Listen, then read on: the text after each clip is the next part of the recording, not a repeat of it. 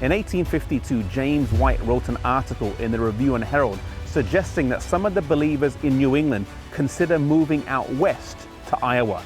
This was before the tithing system and systematic benevolence, so they would have to do self-supporting work and witness to their neighbors. Ellen White also said that where there had been one convert in the east, there will be 20 in the west. J.N. Andrews and his family spoke it over, and along with Cyprian Stevens and his family, and J.N. Loughborough and his wife, they decided to relocate out west. In total, around 30 believers from New England moved out west to the small town of Waukegan, Iowa.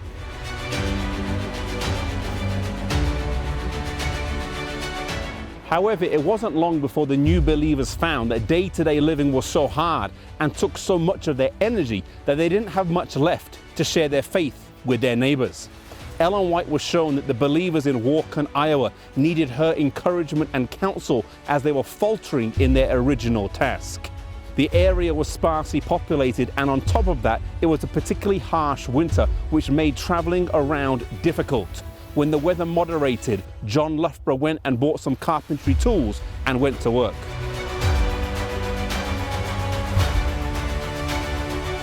James and Ellen made the journey west to Iowa in the wintertime by horse-drawn sled, and standing in their path on the journey was the Mississippi River.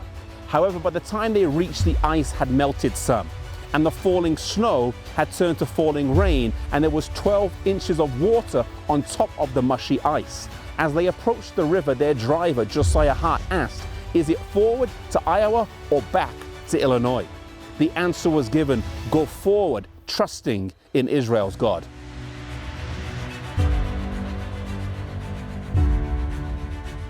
As they made their way across, sinking into the slushy, mushy ice, a small crowd had gathered on the other side and cheered as they reached Iowa. They continued their journey on to Waukegan. Ellen White would find J.N. Loughborough and Hosea Mead working on a store. They found out that she was there and they came to see her. Her first words were, "What doest thou here, Elijah?" Receiving no response, she asked again, and then a third time. Loughborough, understandably, was embarrassed, not knowing what to say.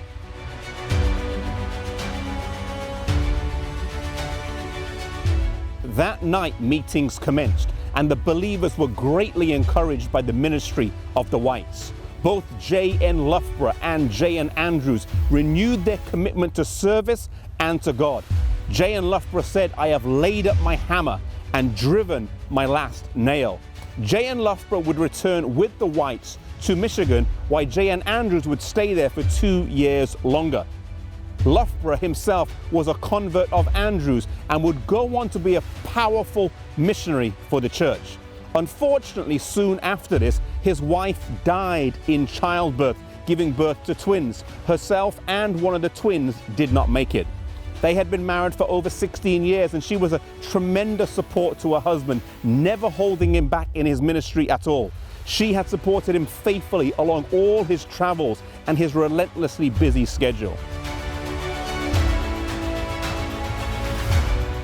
J.N. Loughborough was also a pioneer missionary here in California and would also spend time in the United Kingdom helping to establish the church there in the city of Southampton. I wonder what would have happened if James and Ellen White didn't make that treacherous journey in winter out to Waukegan, Iowa.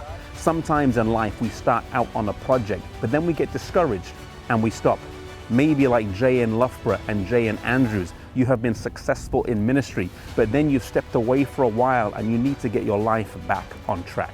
I want to encourage you to get your life in harmony with God's plan for it. And if that involves making some tough and awkward decisions, that you would have the courage and the boldness to do so.